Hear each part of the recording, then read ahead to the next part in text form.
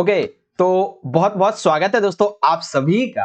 आज की ये वीडियो बहुत ज्यादा इंपॉर्टेंट होने वाली है क्लास 12 के हिंदी इलेक्टिव यानी कि हिंदी ऐच्छिक के सब्जेक्ट के लिए।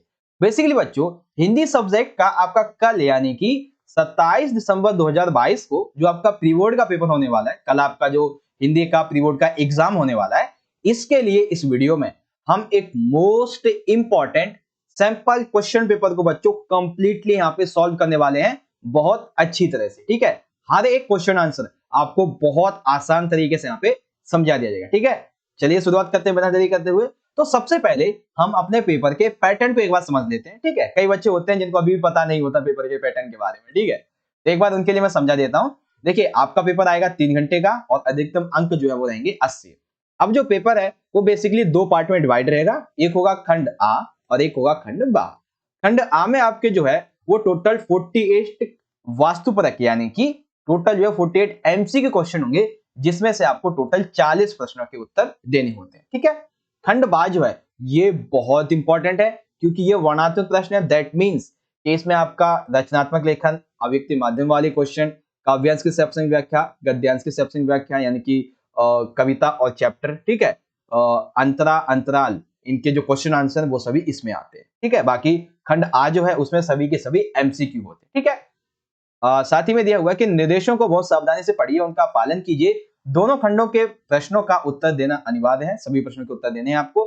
ऐसा हो कि आप एक सीरियल के अनुसार उत्तर दीजिए। ठीक है ना, एक क्रम के अनुसार उत्तर देंगे तो ज्यादा अच्छा रहेगा। ठीक है, तो ये आपका पेपर का पैटर्न है। तो बेसिकली हम क्या करेंगे बच्चों कि इस वीडियो में हम खंड आ जो रहेगा इससे संबंधित 2 या 3 सैंपल पेपर को एक ही बार में समझ लेंगे। कैसे भाई? देखो, वैसे एक क्वेश्चन पेपर मैं आपको ऑलरेडी समझा चुका हूं, ये न्यू वाला है। ठीक है, तो एक तो ये हो जाएगा, एक जो अभी डाला थोड़ी देर पहले उसको रिवाइज कर लेंगे, और जो मिड टर्म के पेपर थे ना उसमें से भी जो एमसीक्यू आ सकते हैं उनको भी हम इसी वीडियो में डिस्कस कर लेंगे। ठीक है, तो बहुत ज्यादा इंपॉर्टेंट होने वाला है एमसीक्यू वाले पार्ट के लिए। ठीक है, तो ध्यान से समझिएगा, हर एक क्वेश्चन आंसर अच्छे से समझाया जाएगा। ओके, नाउ अब देखेंगे यहाँ पे तो थोड़ा सा आपको समझा देता हूं कि जो आपका खंड आ रहेगा इसमें आपका क्वेश्चन नंबर 1 जो है वो 10 मार्क्स का एमसीक्यू वाला रहेगा। ठीक है, फिर इसमें आपका क्वेश्चन नंबर सेकंड जो है इसमें 2 क्वेश्चन होंगे 8-8 मार्क्स से। ठीक है, लेकिन आपको कोई एक इसमें से करना होगा। ठीक है, तो जैसे मान लेते हैं कि प्रश्न नंबर 1 है, बेसिकली 10 मार्क्स के आपसे इसमें से एमसीक्यू पूछे जाएंगे। ठीक है, तो वो चीजें आप यहाँ पे देख सकते हैं कि इस तरीके से आपसे जो है ये आपका गद्यांश हो गया, इस तरीके से फिर आपसे एमसीक्यू पूछे जाएंगे। तो ये आपका देखो हर एक पेपर में अलग होता है, इसीलिए मैं यहाँ पे नहीं करवा रहा हूँ क्योंकि टाइम वेस्ट करके फायदा नहीं है आपका। बस आप ये समझ लो कि क्वेश्चन आंसर इस तरीके के आएंगे आपके। ये काव्यांश वाला हो गया पार्ट 1 और इसमें देख सकते हैं कि इस तरीके के क्वेश्चन है। ठीक है, तो ये चीज आपको ध्यान में रखनी है। फिर दूसरा यहाँ पे आपका काव्यांश इस तरीके से आ जाएगा। ओके, तो हमारे लिए जो मेन पार्ट है, जो मेन और इंपॉर्टेंट पॉइंट है, वो शुरू होगा क्वेश्चन नंबर 3 से। ठीक है, क्वेश्चन नंबर 3 यानी कि आपकी जो किताब है अव्यक्ति और माध्यम वाली, उससे जो इंपॉर्टेंट पार्ट है वो हम यहाँ से डिस्कस करने वाले हैं। ठीक है, चलिए, तो क्वेश्चन नंबर 3 एक देखिए, एक पेपर आपका ये हो गया। ठीक है, और एक पेपर यहाँ पे मैंने ये लिया है जो कि अभी जस्ट रिसेंट ही मैंने अपलोड किया था, और एक पेपर ये है जो कि आपका मिड टर्म वाला है। ठीक है, तो एक एक करके हम तीनों को समझेंगे अच्छे तरीके से, और आप सभी बच्चों से रिक्वेस्ट है कि सभी बच्चे आंसर जरूर करें इस एमसीक्यू के क्वेश्चन के आंसर का। ठीक है, पूरा सेशन आपका एमसीक्यू पर ही बेस्ड होने वाला है, तो सभी बच्चे ज्यादा से ज्यादा आंसर करें। ठीक है, चलिए, क्वेश्चन नंबर पहला दिया हुआ है बच्चों, सभी बच्चे आंसर करेंगे कि उल्टा पिरामिड शैली के क्रम में शामिल है। यानी कि उल्टा पिरामिड जो शैली होती है, इस शैली में पहले क्या होता है, उसके बाद और उसके बाद क्या होता है। ठीक है, तो आपके सामने ऑप्शन है इंट्रो बॉडी समापन, समापन बॉडी इंट्रो, बॉडी इंट्रो समापन, उसके बाद में इनमें से कोई नहीं। तो कौन सा इसमें से सही है जो कि उल्टा पिरामिड शैली को यहाँ पे व्याख्या करता है अच्छी तरह से? तो वो है बच्चों यहाँ पे इंट्रो, फिर बॉडी और उसके बाद में समापन। तो पहला वाला हमारा राइट हो जाएगा। ठीक है, जिन बच्चों ने ऑप्शन नंबर 1 दिया है या फिर ए ऑप्शन दिया है उनका राइट हो जाएगा। क्वेश्चन नंबर सेकंड देखते हैं। सेकंड ये है बच्चों कि नाटक के प्रमुख तत्व या अंग घटक में कौन सा शामिल नहीं है। देखिए, प्रमुख तत्व या फिर अंग की बात की गई है नाटक का, तो सबसे पहला देखिए समय का बंधन बिल्कुल राइट है, शब्द तथा संवाद ये भी राइट है, चरित्र योजना तथा ध्वनि योजना ये भी राइट है। ठीक है, अब देखो यहाँ पे थोड़ा सा मुझे इस चीज का डाउट है कि जो कथानक है ये भी नाटक के संबंध में आता है, लेकिन यहाँ पे पूछा गया तत्व और अंग घटक के बारे में। ठीक है, तो यहाँ पे हम कह सकते हैं कि कथानक को आप इसमें शामिल नहीं कर सकते। ठीक है, कथानक के बारे में। Okay, well, question number third देखते हैं। थर्ड है, देखो बेसिकली यहाँ पे क्या दिया गया है हमें कि कुछ कथनों पर विचार करना है, ठीक है, जिसमें से तीन चीजें आपको समझ में आएंगी। सबसे पहला है पूर्णकालिक पत्रकार। ये कैसे पत्रकार होते हैं भाई? तो किसी समाचार पत्र या संगठन के नियमित वेतनभोगी कर्मचारी पत्रकार। दैट मीन्स कि कोई भी न्यूज का उनका हेड ऑफिस है या फिर कोई ऑफिस है उनका, कोई कंपनी टाइप में जो न्यूज वगैरह प्रोवाइड कराती है, तो उसमें जो भी ये पत्रकार काम करते हैं डेली बेसिस पे, उनको बोलते हैं, जो कुछ सैलरी बेस पे करते हैं उनको बोलते हैं पूर्णकालिक। यानी कि जैसे हम नॉर्मली ऑफिस में काम करते हैं, ठीक वो समाचार ऑफिस में काम करते हैं उनको बोलते हैं, ठीक है। दूसरा है अंशकालिक पत्रकार। ये बेसिकली निश्चित मानदेय पर कार्य करने वाले थे, यानी कि ये पर्टिकुलर किसी टाइम पीरियड के लिए होते हैं, ठीक है। फिर आते हैं फ्रीलांसर। फ्रीलांसर बेसिकली क्या होते हैं कि आज यहाँ पे काम किया, आज यहाँ पे किया, आज यहाँ पे, फिर यहाँ पे, फिर यहाँ पे, मतलब ये बेसिकली किसी एक जगह पे काम नहीं करते, ये पैसे के हिसाब से जगह जगह पे काम करते रहते हैं, इनको बोलते हैं फ्रीलांसर, ठीक है। तो ये हो गया। तो पूर्णकालिक पत्रकार अगर आपसे पूछा जाए क्या है, अंशकालिक क्या है या फिर फ्रीलांसर क्या है, तो आप इन सभी को आसान तरीके से समझा सकते हो, है ना, समझा दोगे ना। तो यहाँ पे हम क्या कहेंगे कि हमारा तीसरा वाला, पहला, दूसरा और तीसरा, ये तीनों पॉइंट सही है, ठीक है बच्चों। आगे अब देखिए यहाँ पे क्वेश्चन क्या है कि सही कथन का हमें चयन करना है। इनमें से ये चार ऑप्शन है, इसमें से सही का ऑप्शन हमें चयन करना है। तो पहले देखिए क्या दिया हुआ है बच्चों कि हिंदी में नेट पत्रकारिता वेब दुनिया के साथ प्रारंभ हुई। यानी कि जो नेट पत्रकारिता है हिंदी में, वो बेसिकली जब वेब दुनिया इंटरनेट आता है तब शुरुआत होती है। बिल्कुल ठीक है भाई, ये तो ठीक हो गया, ठीक है। सेकंड ये है कि प्रवाह साक्षी नाम से प्रारंभ हुआ अखबार प्रिंट रूप में ना होकर केवल इंटरनेट पर उपलब्ध है। एक अखबार है जिसका नाम है प्रवाह साक्षी। ये बेसिकली प्रिंट रूप में आपको देखने को नहीं मिलेगा, बल्कि इंटरनेट पे केवल आपको देखने को मिलेगा, ठीक है। यानी जैसे नॉर्मली जो अदर पत्र पत्रिकाएं होती है वो आपको ऐसे पढ़ने को मिल जाती है किताबी टाइप में, लेकिन ये आपको नहीं मिलेगा, ये केवल इंटरनेट पे एज ए वेबसाइट आपको देखने को मिल जाएगा, ठीक है। दैट मीन्स कि ये भी राइट हो गया। थर्ड दिया हुआ है कि इस समय विश्व स्तर पर इंटरनेट जो पत्रकारिता है इसका तीसरा दौर चल रहा है, जबकि जो भारत है इसमें दूसरा दौर चल रहा है। यानी कि भाई ये भी सही है कि विश्व लेवल की अगर हम बात कर रहे हैं इंटरनेट पत्रकारिता के दौर की, तो विश्व में तीसरा चल रहा है बट भारत में दूसरा चल रहा है, यानी कि हमारा ये भी राइट है। तो इसका क्या मतलब हुआ भाई? इसका मतलब हुआ कि हमारा ऑप्शन नंबर जो फोर्थ है ये राइट हो जाएगा, ठीक है। वेल यहाँ पे आप एक चीज ध्यान रखिएगा कि आपसे ये क्वेश्चन अलग अलग से पूछे जा सकते हैं। कैसे? कि हिंदी में नेट पत्रकारिता की शुरुआत कैसे हुई? तो वेब दुनिया के साथ में। ऐसा कौन सा अखबार है जो कि प्रिंट रूप में ना होकर केवल इंटरनेट पर ही उपलब्ध है? तो उसका नाम है प्रवाह साक्षी। आपसे पूछा जा सकता है कि विश्व में इंटरनेट पत्रकारिता का कौन सा दौर चल रहा है? तो वो चल रहा है तीसरा दौर। अगर पूछा जाए कि भारत में कौन सा चल रहा है, तो भारत में दूसरा दौर चल रहा है। तो ऐसे ऐसे आपको तोड़ के भी क्वेश्चन आपसे पूछे जा सकते हैं, ठीक है। तो इस बात को आप सभी याद रखेंगे। अब आता है पांचवा कि एक अच्छा आलेख या फिर अच्छे फीचर लेखन की विशेषता नहीं है। देखिए यहाँ पे 3 मार्क्स का आपका एक क्वेश्चन कंप्लीट कराता हूँ। कैसे? देखिए यहाँ पे क्या है कि एक अच्छा आलेख या फिर कोई अच्छा फीचर जो है, इसकी क्या विशेषता इनमें से नहीं है। इसका मतलब क्या है? 3 इसमें से विशेषताएं होंगी, एक इसकी विशेषता नहीं होगी। तो 3 विशेषताएं 3 मार्क्स में लिखोगे, मिल जाएगा नंबर, ठीक है। चलिए बेसिकली देखो, सबसे पहला ये है कि किसी भी बात को बार बार दोहराना चाहिए। दूसरा ये है कि एक अच्छा आलेख और एक अच्छे फीचर की सबसे बड़ी विशेषता है कि इसकी जो भाषा है वो सरल हो, सरस हो, भावपूर्ण हो। यानी कि भाषा ऐसी हो जो आम लोगों के मन तक पहुंच सके, उनको समझ में आ सके, अच्छा लगे, ठीक है। ऐसी भाषा होनी चाहिए, राइट हो गया। सेकंड ये है कि नई जिज्ञासाएं जागृत करने की क्षमता होनी चाहिए। यानी कि कोई भी आलेख या फीचर ऐसा होना चाहिए जो एक व्यक्ति के अंदर नई नई बातों को जानने की जानकारी, नई जो उत्सुकता है, जो प्रभाव है, वो लेके आए उसके अंदर। ये भी राइट है भाई, ठीक है।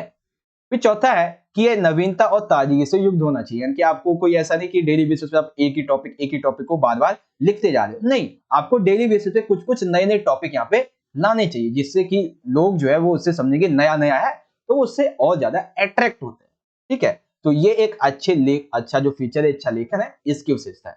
अब जो नहीं है वो है कि किसी भी बात को बार बार दोहराना चाहिए। ये गलत है, क्योंकि एक अच्छा फीचर लेखन ये कहता है कि भाई किसी भी रूप में आप एक ही बात को बार बार नहीं दोहरा सकते, ठीक है। तो ये पार्ट है बेसिकली इस संबंध में। आई होप कि आपको ये इस वाले पेपर नंबर 1 के ये जितने भी एमसीक्यू थे ये आपको समझ में आ गए हों, ठीक है। तो ये हमारा पेपर नंबर 1 का एमसीक्यू हो गया, ओके, पेपर नंबर 1। और ये फिर आता है हमारा पेपर नंबर 2, जिसे मैं अभी आपको थोड़ी देर पहले समझा ही चुका था। तो इससे पहले हम पेपर नंबर 3 को देख लेते हैं, ठीक है। पेपर नंबर 3 गाइस, जितना हो सके ज्यादा से ज्यादा आप अपने दोस्तों के साथ में इसे शेयर कर दीजिए ताकि वो भी जुड़ जाए।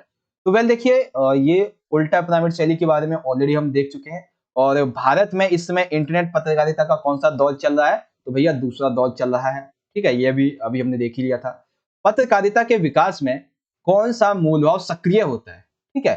तो पत्रकारिता के भाव में, उसके विकास में सबसे बड़ा मूल भाव होता है उसकी जिज्ञासा, यानी कि तीसरा पार्ट, ओके। उसके बाद ये है कि भाई भारत का पहला समाचार पत्र कौन सा है और कहां से प्रकाशित हुआ है, ठीक है। तो बेसिकली कौन सा है, भारत का प्रथम समाचार पत्र बंगाल गजट, और कहां से बेसिकली कहां से प्रकाशित हुआ था, कोलकाता से। कहां से, कोलकाता से, ठीक है। फिर पांचवा है कि भाई वॉच डॉग पत्रकारिता किसे कहते हैं। तो वॉच डॉग पत्रकारिता क्या होती है, बेसिकली ये पत्रकारिता किसी विभाग के काम काज पर नजर रखती है, घोटाले या फिर गड़बड़ी का पूरी तरीके से पर्दाफाश करती है, उसको बोलते हैं वॉच डॉग पत्रकारिता, ठीक है। ये सिंपल से थे। बेसिकली इस वाले पेपर में आपके 2 से 3 ही क्वेश्चन ऐड हुए हैं, ठीक है। अब उसके बाद में जो अभी अभी जस्ट मैंने आपको थोड़ी देर पहले एक पेपर डाला था उसमें समझाया था, तो उसको भी देख लेते एक बार, कि किसी घटना या पात्र समस्या का क्रमबद्ध ब्यौरा जिसमें परिवेश द्वंद्वात्मक हो, कथा का क्रमिक विकास हो, इसको बोलते हैं कहानी, ठीक है। समाचार पत्र की अपनी आवाज किसे माना जाता है, तो संपादकीय पृष्ठ पर प्रकाशित होने वाले संपादकीय को माना जाता है, ठीक है। अब कथनों पर विचार करना था, तो भाई जनसंचार के जो आधुनिक माध्यम है, इसमें मुद्रित यानी कि प्रिंट माध्यम सबसे पुराना है, ठीक है। और इसके अंतर्गत समाचार पत्र पत्रिका ये सभी शामिल हो जाते हैं। सबसे पहले मुद्रण का जो प्रारंभ था वो चाइना में हुआ था। उसके बाद जर्मनी का जो गुटेनबर्ग था, इसने छापाखाना खोला था। भारत में पहला छापाखाना जो था वो 1556 में खोला गया था गोवा में, ठीक है। और इसका प्रयोग बेसिकली छापेखाने का जो मिशनरियां थी, इन्होंने धर्म प्रचारक की पुस्तकें छापने के लिए किया था, यानी कि तीसरा राइट है। नाट्य का सबसे जरूरी सशक्त माध्यम क्या है, तो वो होता है संवाद, ठीक है। उसके बाद में प्ले विद दी वर्ड्स, ये जो वक्तव्य है ये दिया है W.H. आर्डेन ने। किसने दिया है, W.H. आर्डेन ने दिया, ठीक है। ये बेसिकली पार्ट हो गया हमारा ये वाला। अब चलते हैं अगले क्वेश्चन की तरफ, क्वेश्चन नंबर 4, जो कि है हमारा बेसिकली कविता के संबंध में, ठीक है। तो कविता के संबंध में जो हमारा क्वेश्चन है उसे देखते हैं। 12 मिनट हो चुके हैं। अभिव्यक्ति माध्यम के मैंने आपको कुछ क्वेश्चन समझा दिया, आइए आप समझ गए, ठीक है। क्वेश्चन नंबर 4 है बेसिकली कि निम्नलिखित काव्यांश को ध्यानपूर्वक पढ़ें और पूछे गए प्रश्नों का उत्तर दीजिए, ठीक है। तो हमें ये काव्यांश पढ़ना है, फिर उत्तर देना है। तो पढ़ेंगे काव्यांश। मुझ भाग्यहीन की तू संबल, युग वशवाद जब हुई विकल, दुखी जीवन की कथा रही, क्या कहूँ आज जो नहीं कही, हो इसी कर्म पर वज्रपाल, यदि धर्म रहे नत सदा मात, इस पथ पर मेरे कार्य सकल, हो भ्रष्ट शीत के सेत सततल, कन्यागत कर्मों का अर्पण, कर करता मैं तेरा तर्पण। ये बेसिकली जो सूर्यकांत त्रिपाठी निराला है उनकी यहाँ पे बात की गई है, ठीक है। तो देखेंगे भाई, पहला क्वेश्चन है कि सरोज स्मृति कविता सूर्यकांत त्रिपाठी निराला ने कब लिखी थी बेसिकली। तो ये लिखी थी जब सरोज यानी कि सूर्यकांत त्रिपाठी निराला की जो उनकी पुत्री होती है, जब इनकी मृत्यु हो जाती है, तो उनकी याद में सरोज स्मृति कविता ये लिखते हैं, ठीक है। ये क्वेश्चन कंप्लीट हो गया। उसके बाद में तीसरा है कि संबल शब्द के लिए उचित विकल्प का चयन करें, यानी कि संबल शब्द का क्या अर्थ होता है। तो संबल का मतलब होता है सहारा। क्या होता है, सहारा, यानी कि ऑप्शन नंबर बी, यानी कि सेकंड राइट हो जाएगा, ठीक है। उसके बाद में तीसरा क्वेश्चन है कि वह लता वहीं की जहां कली तो खिली, पंक्ति के द्वारा किस प्रसंग को उद्घाटित किया गया है, यानी कि वह लता वहीं की जहां कली तो खिली। बेसिकली यहाँ पे क्या कहा गया है कि इसके माध्यम से सरोज की मां का लालन पालन जहां हुआ वहां सरोज का भी हुआ, अर्थात सरोज ननिहाल में ही पली बड़ी थी, जहां पे उनकी माता जी उनके नानी के यहाँ बेसिकली उनका पालन होता है, ठीक है। जैसे आपकी माता जी जो है, ठीक है, जहाँ पे उनका जन्म हुआ वो आपका ननिहाल होता है, ठीक है। तो वहीं पे सरोज का भी लालन पोषण हुआ था, किसने किया था, इनकी ननिहाल में हुआ था, ठीक है। यानी इसका क्या मतलब हुआ भाई, इसका मतलब हुआ कि हमारा तीसरा वाला जो ऑप्शन होगा 1 और 2 दोनों सही है, ये वाला हमारा राइट होगा, ठीक है बच्चों, बिल्कुल सिंपल सा। फिर आ जाता है हमारा चौथा वाला कि सरोज की साथी अनोखी क्यों थी। तो देखो यहाँ से आपसे 2 मार्क्स में क्वेश्चन पूछा जा सकता है। पहले तो कि वह लता वहीं की जहां कली तो खिली, तो 2 मार्क्स में आपसे ये पूछा जा सकता है कि इस प्रसंग के द्वारा किस प्रसंग को उद्घाटित किया गया है। तो बेसिकली आप क्या बता देंगे कि सरोज की माँ का लालन पालन जहाँ पे हुआ वहीं सरोज क्या हुआ, अर्थात ननिहाल में पली बड़ी।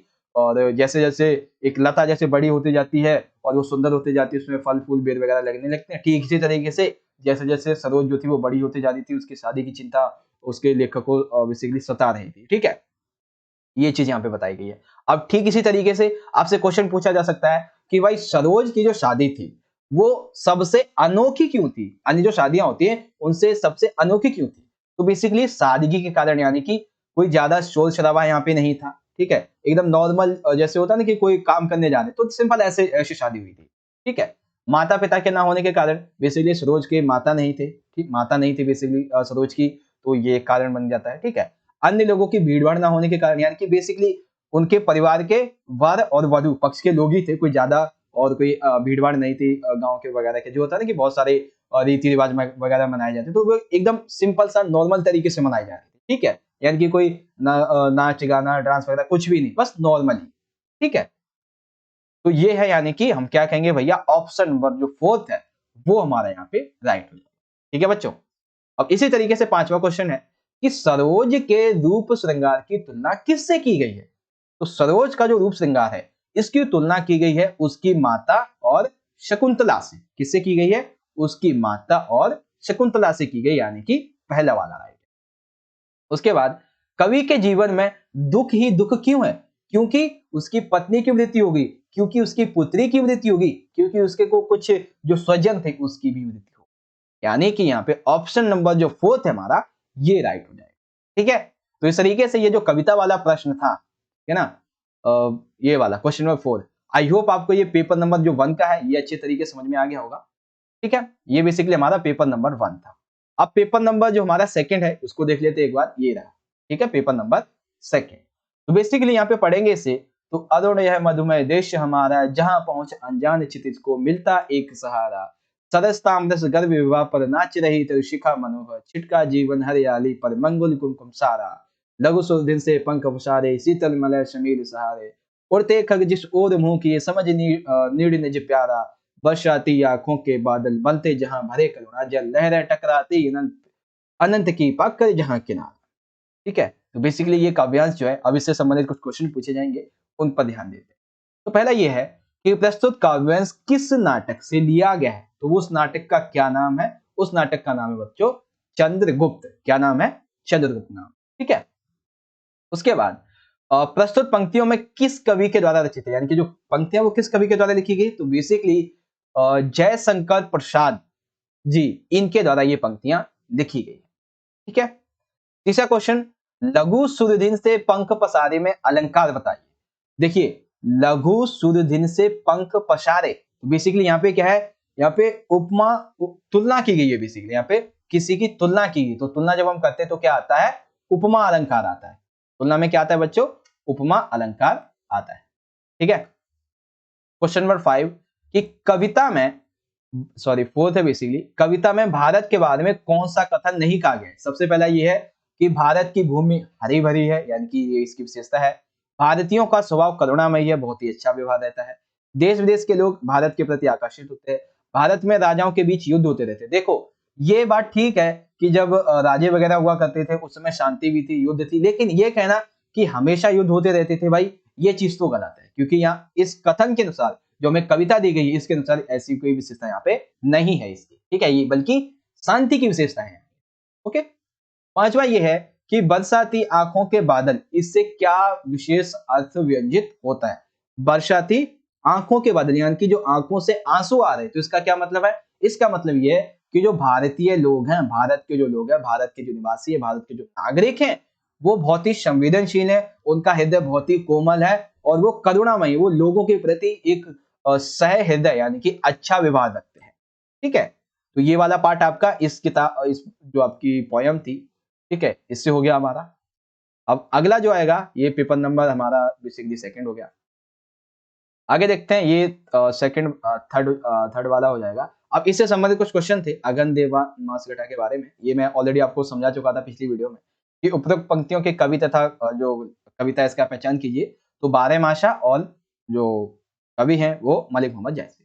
नायिका विरह में किसके समान हो गई, यानी कि जो नागमती नायिका थी वो अपने पति के प्रदेश चले जाने पे किसके समान हो गई थी? शंख के समान हो गई थी। ठीक है। नागमती की विदय दशा के बारे में कौन सा नहीं सही नहीं है? तो वो सही नहीं है लकड़ी, यानी कि वो किसके समान हो गई थी? बेसिकली शंख के समान हो गई थी, लकड़ी के समान। तो नागमती के पति परदेश गए हुए हैं, नागमती को सात संजाग ये अघन मास में अच्छा नहीं लगता है, नागमती को विदय रूपी जो अग्नि है वो अंदर ही अंदर जला रही है। तो सही नहीं है, वो है ऑप्शन नंबर आपका तीसरा वाला। ठीक है। मलिक मोहम्मद जैसी की प्रमुख काव्य कृतियां कौन सी है? तो पद्मावत, अखरावत, आखिरी कलाम ये सभी आ जाती हैं। Option number fourth right. उसके बाद है निम्नलिखित कथनों को ध्यानपूर्वक पढ़िए। तो नागमती के लिए अगन मास कुछ भी राहत नहीं देता है क्योंकि उसके पति परदेश गए हुए हैं। तो राइट है। कारण कहता है कि नागमती के लिए इस अगन मास में चाहे बाहर कितनी भी ठंडी क्यों ना हो, लेकिन अंदर ही अंदर जो विरह रूपी अग्नि जो है उसे जला रही है, वो उसके लिए बहुत ही खतरनाक है। बेसिकली उसे जला रही है अंदर में, ये चीज है। ठीक है। अब छठा है कि जरे वह जो दीपक वाती, इसमें अलंकार कौन सा है? तो वही है बेसिकली उपमा अलंकार। ठीक है, ये कंप्लीट हो गया। उसके बाद आप देख सकते हैं यहाँ पे ये दूसरा वाला क्वेश्चन ये आ जाएगा हमारा। तो अब हम चलते हैं अपने पेपर नंबर 1 के क्वेश्चन नंबर 5 पे। तो ये दिया हुआ है बच्चों संवदिया के बारे में। तो एक बार संवदिया के बारे में जो हमें कथन दिया गया इसको पढ़ लेते हैं। ठीक है। आपको एक ही बार में दिखा सकूं इसके लिए मैं इसको छोटा कर देता हूं। हाँ, देखिए, हरगोविंद संवदिया, संवाद पहुंचाने का काम सभी नहीं कर सकते, आदमी भगवान के घर से संवदिया बनकर आता है। संवाद के प्रत्येक शब्द को याद रखना, जिस सुर और संवाद सुनाया गया है ठीक उसी ढंग से जाकर सुनाना कोई सहज काम नहीं होता है। गांव के लोगों की गलत धारणा है कि निठल्ला, कामचोर और पेटू आदमी ही संवदिया का काम करता है। न आगे नाथ न पीछे पगा, बिना मजदूरी लिए ही जो गांव गांव संवाद पहुंचाए उसको और क्या कहेंगे? औरतों का गुलाम कहेंगे। चरासी मीठी बोली सुनकर ही नशे में आ जाए ऐसे मर्द को भी भला मर्द कहेंगे। किंतु गांव में कौन ऐसा है जिसके घर की माँ, बहू, बेटी का संवाद हरगोविंद ने नहीं पहुंचाया, लेकिन ऐसा संवाद पहली बार ले जा रहा था। अब ये क्या था भाई? इस संबंध में एक एक करके हम इन चीजों को समझते हैं और देखते हैं भाई क्या चीज है। तो क्वेश्चन देखेंगे। पहला क्वेश्चन ये है भाई कि संवदिया का अर्थ क्या होता है? तो आप सभी को पता है संवदिया का अर्थ क्या होता है? संदेश वाहक। क्या अर्थ होता है? संदेश वाहक। हरगोविंद की नजर में बड़ी बहू जो है वो गांव की क्या थी? तो बड़ी बहू गांव की लक्ष्मी थी। ठीक है, क्या थी? लक्ष्मी। वो बात अलग है कि जब एक बार लिख लेता हूं। हाँ, जब हरगोविंद जो है संवाद सुनाने के लिए जाता है, लेकिन जब वो जलालगढ़ से वापस आता है तब वो बड़ी बहुरिया से निवेदन करता है कि कुछ ऐसा बोलता है कि माँ आप मत जाओ, आप हमारी माँ हो और हमारे इस गांव की माँ हो और आपके सभी कष्ट वगैरह आज से मेरे हैं, मैं आपकी रक्षा करूँ। ठीक है ना? तो ऐसा कुछ बोलता है, लेकिन ये उस समय की बात है जब ये संदेश लेके नहीं गया था। ठीक है, यहाँ पे हम क्या कहेंगे? लक्ष्मी बोलेंगे। ओके। उसके बाद है बड़ी बहुरिया ने हरगोविंद को क्यों बुलाया था? ठीक है, तो बड़ी बहुरिया ने हरगोविंद को क्यों बुलाया था भाई? इसलिए बुलाया था क्योंकि बड़ी बहुरिया अपने ससुराल में बहुत ज्यादा तंग आ चुकी थी, बहुत ज्यादा परेशान थी। तो अपना जो दुख था, अपना जो संदेश था, वो अपने मायके भेजना चाहती थी। जो काम कौन कर सकता था? संवदिया कर सकता था। ठीक। उसके बाद में बड़ी बहुरिया दुख तकलीफ में क्यों थी? तो सबसे पहले तो उसके पति की मृत्यु हो गई थी। ठीक है, साथ ही और उसके घर का संपत्ति वगैरह का जो बंटवारा था वो कर दिया गया था और उसके हिस्से में बहुत कम आया था। साथ ही बहुत ज्यादा उसपे उधार था, वो उधार चुका नहीं पा रही थी, इसलिए वो बहुत ज्यादा दुखी थी, इसलिए वो बहुत ज्यादा तकलीफ में जी रही थी। ठीक है, और इसी वजह से वो हरगोविंद को बुलाती है कि मैं अपना संदेश पहुंचा सकूं मायके, ताकि मुझे घर से आके कोई ले जाए, लेकिन वो नहीं गया। दैट मीन्स यहाँ पे क्या हुआ कि ऑप्शन नंबर 4 उपरोक्त सभी, ये वाला हमारा राइट आंसर हो जाए। ठीक है बच्चों, समझ में आ गया आप सभी को? चलिए, अब आता है पांचवा क्वेश्चन। संवदिया अपना संदेश क्यों नहीं कह पाया था? क्योंकि संवदिया को ऐसा लगता था कि यदि मैं अपना संवाद सुनाऊंगा तो इसमें मेरी भी बेइज्जती है, मेरे गांव की, मेरे गांव के समाज की, मेरे गांव के लोगों की, सबकी बेइज्जती है। इसीलिए वो जब पहुंचता है उसके घर की तरफ संवाद सुनाने की बात करता है, लेकिन वो संवाद सुना नहीं पाता है। ठीक है, तो यही कारण होता है, यानी कि पहला वाला हमारा राइट हो जाएगा। ओके। अब इसमें है कि गांव लौटकर संवदिया ने बड़ी बहू से क्या प्रार्थना की? तो संवदिया जब गांव वापस आता है संवाद ना सुनाने के बाद भी, तब वो कहता है कि वह गांव छोड़कर कहीं ना जाए और आज से आप मेरे लिए मां हो, हमारे गांव के लोगों के लिए मां, और तुम्हारी रक्षा मैं करूंगा, तुम्हारे सभी जो कार्य हैं वो मैं करूंगा, तुम्हारे अंदर जो इंपॉर्टेंट वर्क्स हैं वो सारे के सारे अब मैं संभालूंगा। ठीक है, तो इससे क्या पता चलता है कि संवदिया एक कर्तव्यनिष्ठ, कर्मनिष्ठ और बहुत ही अच्छा व्यक्ति, परोपकारी। यहाँ पे दूसरा वाला राइट हो जाएगा। ठीक है बच्चों, तो संवरिया के बारे में आपका ये पार्ट कंप्लीट हो गया। मैंने आपको देखो पढ़ के भी बता दिया और क्वेश्चन आंसर जो थे मैंने वो भी आपको समझा। ठीक है, उसके बाद में आगे चलते हैं। अब जो है वो हमारा ये आएगा उस वाले क्वेश्चन जो आपकी सेकंड बुक है उससे। तो ये इससे अभी हम यहीं पे रोकते हैं। अब चलते हैं अपने जो दूसरा वाला है। बेसिकली यहाँ पे आप देख सकते हैं कि ये जो है वो प्रेमचंद की छाया स्मृति से लिया गया है और कुछ क्वेश्चन आंसर है उनको देखते हैं भाई। तो इस तरीके से पढ़ेंगे पहले तो पहले पढ़ेंगे उसके बाद आंसर देंगे कि मेरे पिता फारसी के अच्छे ज्ञाता और पुरानी हिंदी कविता के बड़े प्रेमी थे। फारसी कवियों की उक्तियों को हिंदी कवियों की उक्तियों के साथ में मिलाना उन्हें बड़ा आनंद आता था। वे रात को प्रायः रामचरितमानस और रामचंद्रिका घर के सब लोगों को एकत्र करके बड़े चित्कर्षक ढंग से पढ़ाया करते थे। उन्हें भी कभी कभी सुनाया करते थे। आधुनिक हिंदी साहित्य में उन्हें भारतेंदु जी के नाटक बहुत ही बड़े प्रिय थे। उन्हें भी कभी कभी सुनाया करते थे। जब उनकी बदली हमीरपुर जिले के राठ तहसील से मिर्जापुर हुई तब मेरी अवस्था मात्र 8 वर्ष की रही होगी। उसके पहले ही भारतेंदु के संबंध में एक अभूतपूर्व भावना मेरे मन में जगी जगी रहती थी। सत्य हरिश्चंद्र नाटक के नायक और कवि हरिश्चंद्र मेरी बाल बुद्धि कोई भेद नहीं कर पाती थी। तो ये बेसिकली प्रेमचंद की छाया स्मृति से लिया गया जिसमें वो लेखक अपने और अपने पिताजी के बारे में बता रहा है। ठीक है, क्वेश्चन ये है भाई कि प्रस्तुत गद्यांश किस पाठ से अवतरित है? तो भैया ये प्रेमचंद की छाया स्मृति पाठ से अवतरित है। ठीक है, यह पाठ किस विधा में लिखा गया है? तो बेसिकली ये याद में लिखा गया, यानी कि ये संस्मरण है। क्या है? संस्मरण है बेसिकली। तीसरा ये है कि प्रस्तुत पंक्तियों में मैं शब्द किसके लिए प्रयुक्त किया गया है? तो ये रामचंद्र शुक्ल जो कि प्रेमचंद छाया स्मृति के लेखक हैं, जो खुद लेखक है, उसके लिए हुआ है। क्या किसके प्रति लेखक के मन में मधुर भावना का संचार था? तो बेसिकली जो भारतेंदु हरिश्चंद्र थे इनके लिए मधुर भावना का संचार था। ठीक है, उसके बाद चित्त आकर्षक का अर्थ बताइए। तो इसका अर्थ होता है बच्चों कि मन को आकर्षित करने वाला। चित्त आकर्षक का मतलब क्या होता है? मन को आकर्षित करने वाला। ठीक है, तो ये चीज है। एक चीज यहाँ पे शायद मुझे थोड़ा सा एक क्वेश्चन को लेकर कंफ्यूजन है बच्चों। आप वैसे मुझे सभी बच्चे एक बार बताएंगे कि आप ऐसे लिखेंगे इस तरीके से। क्वेश्चन नंबर कौन सा है हमारा? हाँ, इस तरीके से आप मुझे बताइएगा क्वेश्चन नंबर 5 का 4 इस तरीके से। ठीक है, क्वेश्चन नंबर 5 का 4 का कौन सा राइट होगा? ठीक है ना, कि किसके प्रति लेखक के मन में एक मधुर भावना का संचार था। मैं आपको ऑप्शन देता हूं, भारतेंदु हरिश्चंद्र, उपाध्याय बद्री नारायण। ठीक है, उपाध्याय बद्री और नारायण चौधरी, इन दोनों के बारे में आपको बताना है कि दोनों में से कौन सा सही होगा। ठीक है, या फिर आप सीधा ही बता सकते हैं क्वेश्चन में, मतलब कमेंट बॉक्स में आंसर करके कि उपाध्याय बद्री नारायण चौधरी थे। ठीक है, या फिर भारतेंदु हरिश्चंद्र। ठीक है, इसको लेके कंफ्यूजन है? आप बताइएगा मुझे भाई। ओके, उसके बाद फिर ये हमारा जो अगली किताब है उससे संबंध में आ जाएगा। यहाँ पे वैसे 5 क्वेश्चन पूछे जाते हैं लेकिन ये 7 है क्योंकि जो मिड टर्म था उसमें 7 थे बेसिक। ठीक है, तो ये हमारा हो जाएगा दूसरा वाला क्वेश्चन पेपर। अब हम चलते हैं तीसरे क्वेश्चन पेपर की तरफ जो कि है हमारा ये वाला। तो ये अभी अभी जस्ट मैंने आपको थोड़ी देर पहले एक पेपर डाला था, उसमें आपको समझाया था, दोबारा आपको समझा देता हूँ। उपरोक्त पंक्तियों के लेखक तथा पाठ का नाम बताइए। बेसिकली ये दूसरा देवदास से लिया गया है जिसके लेखक है ममता कालिया, लेखिका है ममता। ठीक है, दूसरा देश कहानी में किस जगह के परिवेश को केंद्र में रख के बनाया गया है? तो ये बेसिकली हर की पौड़ी यानी कि हरिद्वार को केंद्र में रख के बनाया गया। अब निम्नलिखित तथ्यों पे विचार करना था तो पारो स्वयं समूह के आकर्षण में ऑलरेडी बंध चुकी थी। पारो का मन बस एक बार समूह की झलक देखने के लिए व्याकुल था और ये जो थी इसने मनसा देवी किस पर?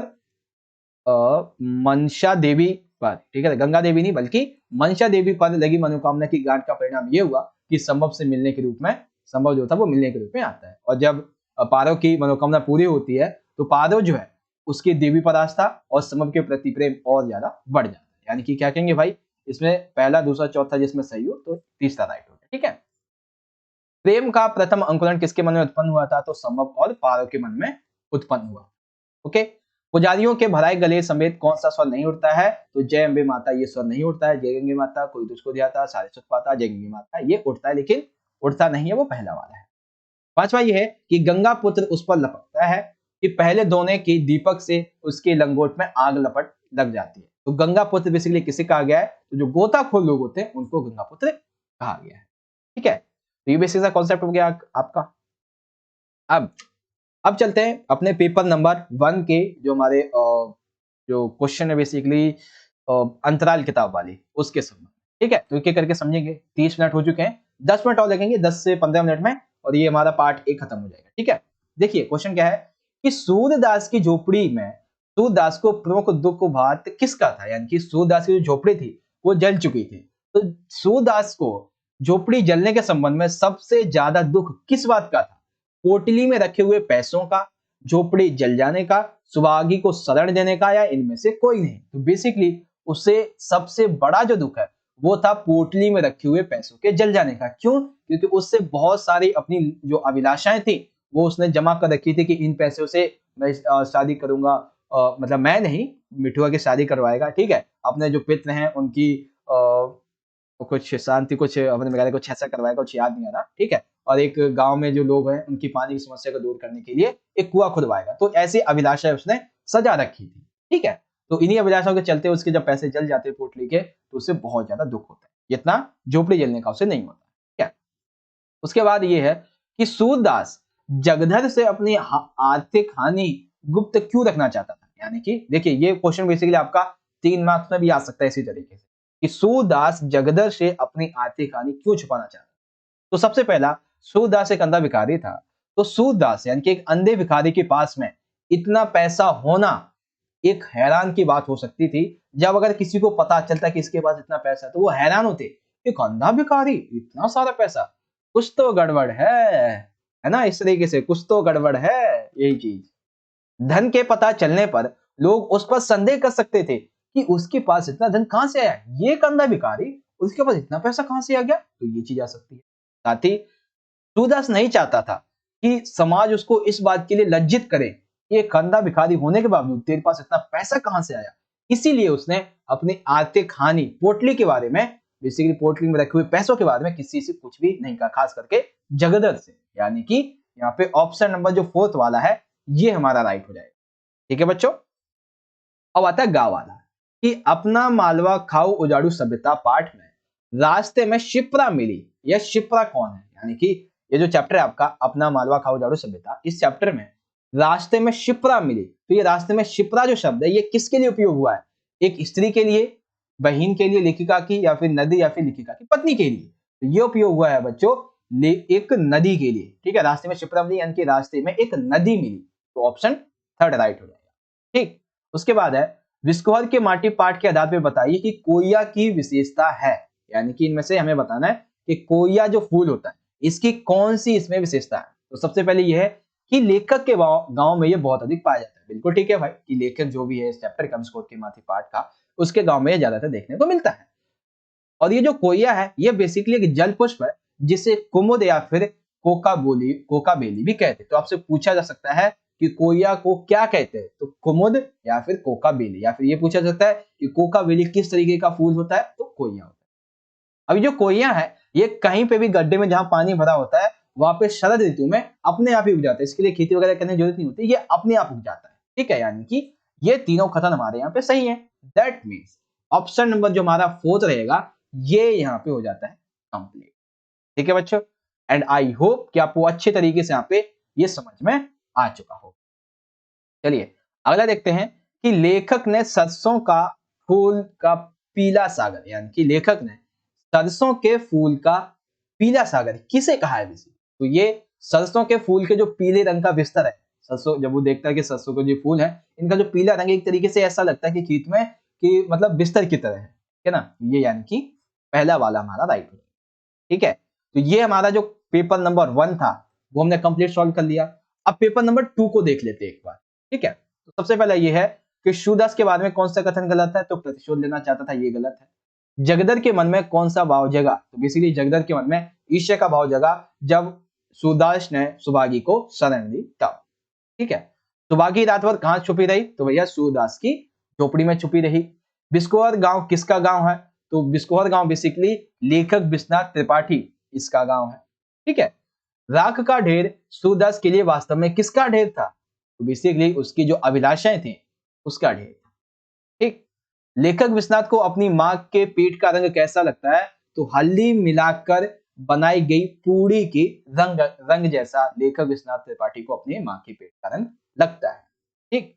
अगला है कि लेखक विश्वनाथ ने दिलशाद गार्डन में डियर पार्क में क्या देखा, तो क्या देखा उसने, बेसिकली वो वहां पे एक बत्तख देखता है। क्या देखता है, बत्तख देखता है, ठीक है। तो ये पेपर नंबर 2 जो था ये भी हमारा कंप्लीट हो गया।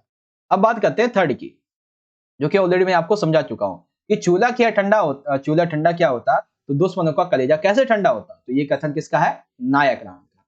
विस्कोर पाठ के आधार पर गर्मी में आंखें आने पर किस फूल का प्रयोग किया जाता है, तो भरभंडा के फूल का उपयोग किया जाता है। ठीक है, अब जो कमल फूल होता है, इसके बीज या डंठल जो है वो आप खा सकते हो और इसके पत्ते पर भोजन परोसा जाता है। कोइया जो होता है, ये तालाब या गड्ढों में जल जहाँ पे खिलता है वो ऑटोमेटिकली वहीं पे खिल जाता है। हर श्रृंगार जो है ये शरद ऋतु में खिलता है, सफेद रंग का खुशबूदार फूल होता है और ये पूजा फूल भी आप इसे कहते हैं। जूही जो है ये बेसिकली काले रंग का नहीं बल्कि सफेद, कैसा, सफेद रंग का एक खुशबूदार फूल होता है जिसे माला बनाने के लिए उपयोग किया जा सकता है। लेकिन रंग गलत है, यानी कि इस पे क्या होगा कि जिसमें पहला दूसरा तीसरा चाहिए, तो यहाँ पे तीसरा वाला हमारा राइट हो जाएगा। ठीक, उसके बाद ये है कि मालवा पाठ के आधार पे बताइए कि डग डग रोटी पग पग नीर किस संबंध में है। तो ये बेसिकली मालवा की जो धरती है इसके बारे में। ठीक, उसके बाद में सूरदास के बारे में कौन सा गलत कथन गलत है, दूकी वो ये वाला। तो ये हमने दूसरा क्वेश्चन भी यहाँ पे कंप्लीट कर लिया, सॉरी, और जो तीसरा पेपर था हमारा ये भी हमने यहाँ पे कंप्लीट कर लिया है। ठीक है बच्चों, ओके। तो आई होप कि आप सभी को ये जो पेपर था हमारा, पेपर नंबर 1, 2 एंड 3 तीनों समझ में आ गए होंगे। ठीक है, तो तकरीबन 36 से 37 मिनट हुए हैं जिसमें मैंने आपको 3 सैंपल पेपर के जो एमसीक्यू बन सकते हैं इंपॉर्टेंट वो यहाँ पे समझा दिए। एंड आई होप कि आप सभी को बहुत अच्छी तरीके से सारी चीजें यहाँ पे समझ में आई होंगी। ठीक है, तो एक बार फिर से आप सभी बच्चे मुझे पहले तो आप कमेंट कीजिएगा ज्यादा से ज्यादा। एक सेकंड, शायद आपको सेक्शन पूरा दिख नहीं रहा होगा ना। हाँ, आप सभी बच्चे ज्यादा से ज्यादा कमेंट बॉक्स में कमेंट करें कि खंड बी आपको चाहिए या नहीं। ठीक है, आप जितना ज्यादा कमेंट करेंगे खंड बी के लिए उतनी जल्दी मैं आपका पेपर जो है बना के डाल दूंगा, अगर आप कमेंट करते हैं तो। ठीक है, क्योंकि ऑलरेडी मैंने आपके लिए पेपर करवा रखे हैं, तो एक बार कमेंट कीजिए, उसके बाद में हम देखते हैं। ठीक है, बाकी आप सभी को एक सेकंड, हाँ, आप सभी को आपके प्री बोर्ड एग्जाम के लिए मेरी तरफ से ऑल दी बेस्ट। सभी को अपने प्री बोर्ड एग्जाम के लिए मेरी तरफ से ऑल द बेस्ट। अच्छे से अपना एग्जाम करके आना, और ऑलरेडी हमने आपकी तैयारी अच्छे से करवा रखी है और अभी फिर से करवा ही रहे थे, और देखेंगे हो सकेगा तो आपको खंड बी के लिए कुछ क्वेश्चन आंसर और बता देंगे। ठीक है, तकरीबन 7 या 8 बजे के आसपास तक, तो आप उस वीडियो को भी देख लीजिएगा। ठीक है, बाकी मिलते हैं आपसे अगली वीडियो में, तब तक के लिए आप सभी पढ़ते रहिए और अपना अच्छे से ख्याल रखिएगा। धन्यवाद, जय हिंद, वंदे मातरम।